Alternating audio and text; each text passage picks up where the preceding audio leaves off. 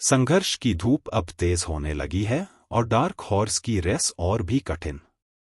मैं हूं आपके साथ और आप देख रहे हैं मेरी बात सुनो। आज हम शुरू करने जा रहे हैं डार्क हॉर्स का अध्याय 4। इस अध्याय में हम देखेंगे कि कैसे छोटी छोटी खुशियां और बड़े बड़े गम एक एस्पिरेंट की जिंदगी का हिस्सा बन जाते हैं। अगर आप भी किसी सपने के पीछे भाग रहे हैं तो आज की ये बात आपके लिए ही है। तो शुरू करते हैं अध्याय 4। अध्याय 4। चलिए पहले आपको मस्त अदरक वाला चाय पिलाते हैं। दूध का पैकेट लेकर आए राय साहब ने कहा। लाइए हम बनाते हैं, संतोष ने औपचारिकतावश बोल दिया। अरे नहीं महाराज, आप जाइए, जल्दी फ्रेश हो लीजिए। बाथरूम में देखते हैं हम पानी आ रहा है कि नहीं। कहते हुए राय साहब ने बाथरूम में नल चलाया। पानी आ रहा था।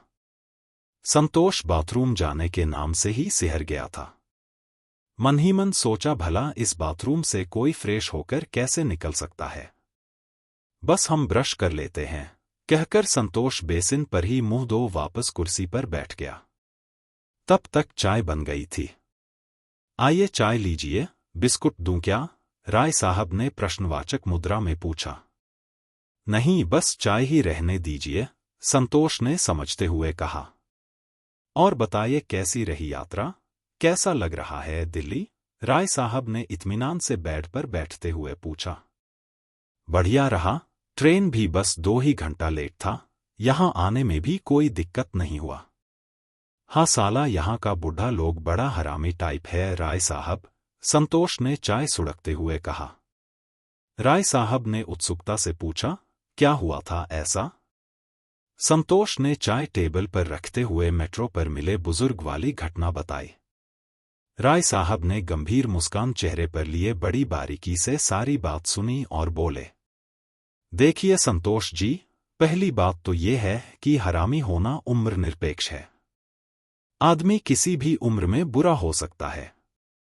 कोई छोटा बच्चा वयस्क से ज्यादा बुरा हो सकता है, तो कोई बूढ़ा उस बच्चे से ज्यादा बुरा हो सकता है। ये तो एक परिस्थितिजन्य अवस्था है और इस बात पर निर्भर है कि किसे कैसे परिवेश में शिक्षा दीक्षा मिली है, वो कैसे समाज में रहा है। इसलिए ये कह देना कि यहाँ के सारे बुढ़े खराब हैं, मैं नहीं मानूंगा। हमने गांव में भी कई खराब बुढ़े देखे हैं और यहाँ दिल्ली में कई अच्छे विनम्र बुजुर्ग भी देखता हूँ। खुद हमारे नीचे वाले अंकल एक बेहद अच्छे इंसान हैं। सो आप बस एक आदमी के व्यवहार के आधार पर पूरे वर्ग या समुदाय के प्रति कोई धारणा नहीं बना सकते। यही गलती दुनिया के कई इतिहासकारों और समाजशास्त्रियों ने की है। वही गलती आप दोहरा रहे हैं, जो किसी सिविल सेवा की तैयारी करने वाले छात्र से तो कतई नहीं होनी चाहिए। यह कह राय साहब ने चाय सुड़की। संतोष तो बस आंख गोल किए एकटक राय साहब को देखे और निर्बाध सुने जा रहा था।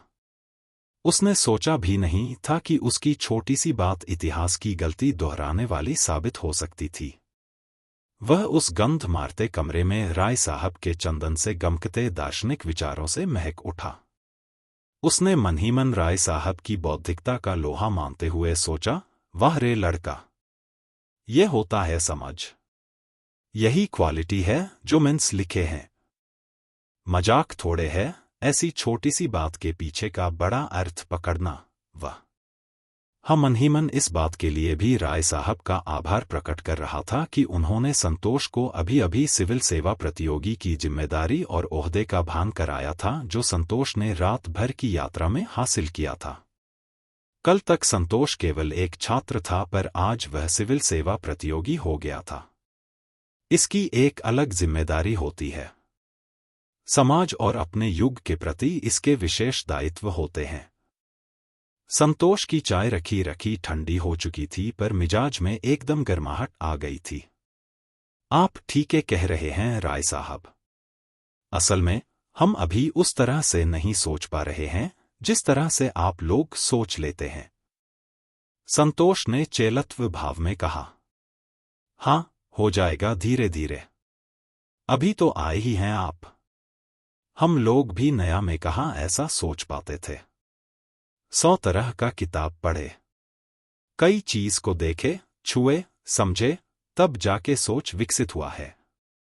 राय साहब ने गुरुत्व भाव में कहा। इसी बीच संतोष की जेब में रखा मोबाइल बजा। पटना से पाजेब बलम जी, आरा से होंठलाली, मंगाई द छपरा से चुनरिया छींट वाली। हाँ। हेलो, प्रणाम पापा, संतोष ने कहा। हाँ, खुश रहो।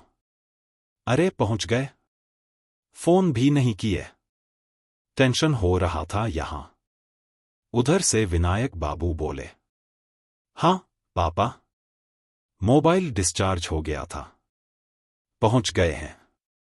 फिर संतोष ने राय साहब को एक बार गौर से देखा, मुस्कुराया और एक बार फिर अपने पापा से बोला, एकदम सही जगह पहुंच गए हैं।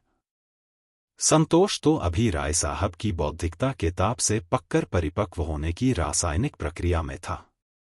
राय साहब ने इसी प्रक्रिया को आगे बढ़ाते हुए संतोष को टोका, ये आपने रिंगटोन किसका लगाया है संतोष भाई? अरे आप तो जानते ही होंगे, भरत शर्मा व्यास का माटी से जुड़ा बड़ा हिट लोकगीत है ये, संतोष ने गर्व से कहा। पर अगले ही पल सारा गर्व कपूर की तरह उड़ गया। आप कैसा गीत सुनते हैं? कैसे गानों का रिंगटोन रखते हैं? मोबाइल का वॉलपेपर कैसा है? इन चीजों से भी लोग आपके व्यक्तित्व का मूल्यांकन करते हैं।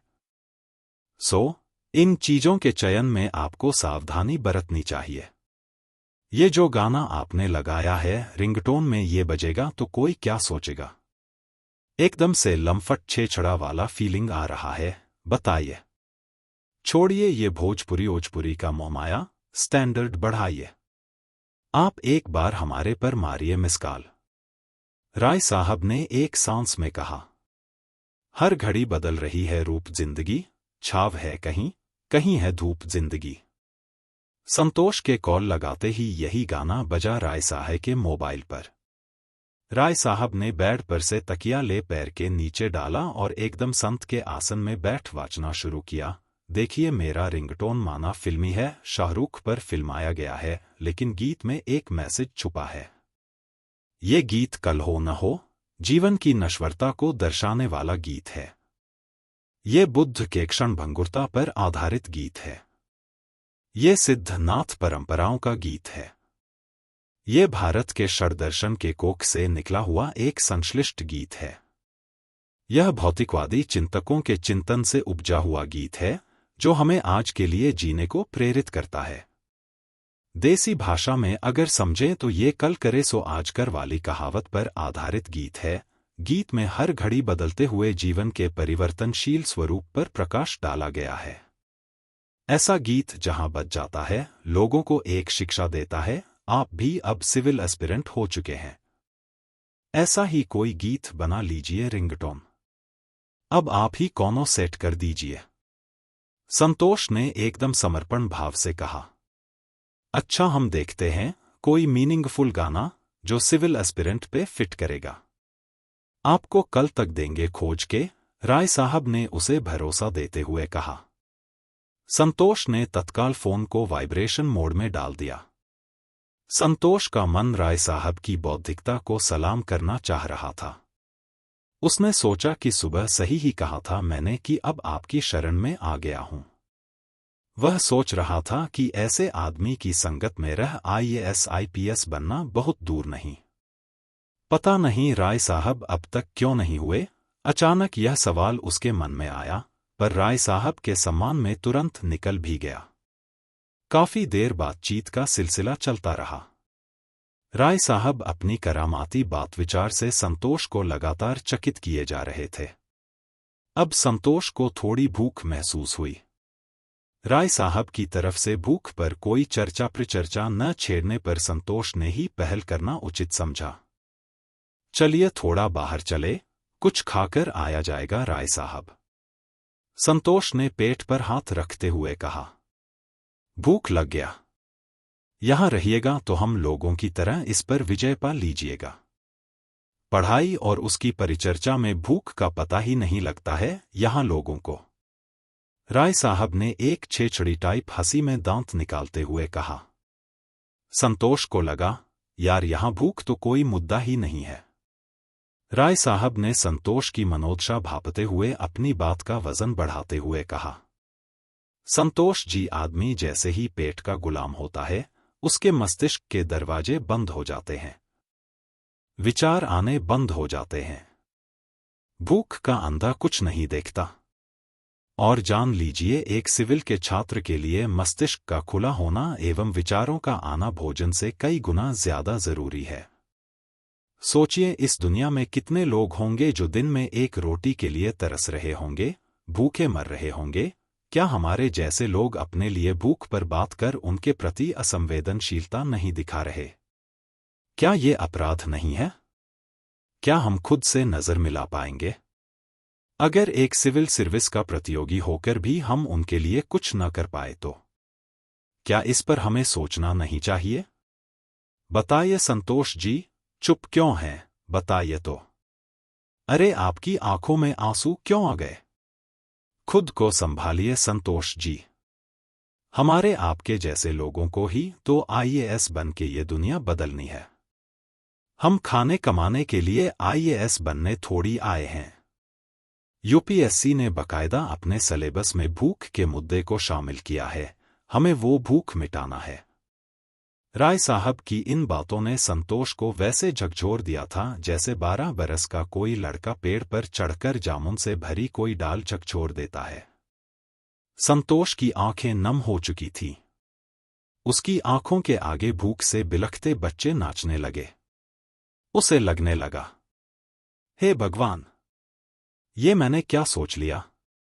एक सिविल अभ्यर्थी होके भी खुद की भूख के जैसी सतही और तुच्छ बात कैसे कर दी?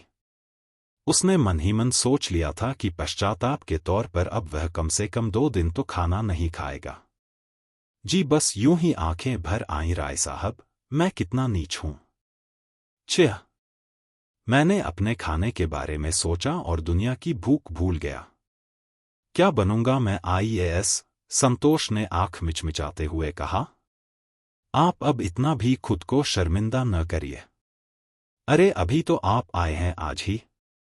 आपको क्या पता एक आईएएस के छात्र को किस एंगल से सोचना चाहिए? हम लोग भी शुरू में ऐसे ही सोचते थे, पर धीरे धीरे खुद को बदले। आपका भी हो जाएगा, टेंशन मत लीजिए। आइए, टिफिन तो रखा ही है, 2-2 रोटी खाते हैं उसी में से, कहकर राय साहब टिफिन उठाने बेड से उठे। संतोष ने अब की चुप रहना ही उचित समझा।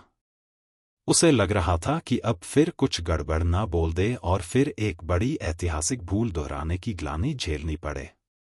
राय साहब अखबार बिछा उस पर टिफिन खोल छितरा चुके थे। संतोष ने एक हाथ नाक पर रख चुपचाप खाना शुरू कर दिया। राय साहब ने इस तरह अपना ज्ञान तो बांटा ही, साथ ही संतोष को वैश्विक भूख की भयावह तस्वीर दिखा और अपने कम से कम 50 रुपए भी बचा लिए थे, जो मेजबान और सीनियर होने के कारण संतोष को खिलाने में लग सकते थे। वक्त बदल रहा है और हालात भी। अध्याय 4 ने हमें दिखाया कि मुखर्जी नगर की हवाओं में सिर्फ धूल नहीं, बल्कि उम्मीदों का शोर भी है। पर क्या ये उम्मीदें हकीकत का सामना कर पाएंगी, या आने वाला वक्त कुछ और ही खेल रचेगा? डार्क हॉर्स का अगला अध्याय और भी रोचक होने वाला है। उसे मिस न करने के लिए अभी सब्सक्राइब करें और देखते रहें। मेरी बात सुनो।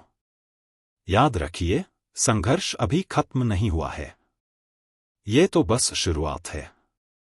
आपको राय साहब का अंदाज कैसा लगा? इससे लोग कमेंट में चर्चा करेंगे।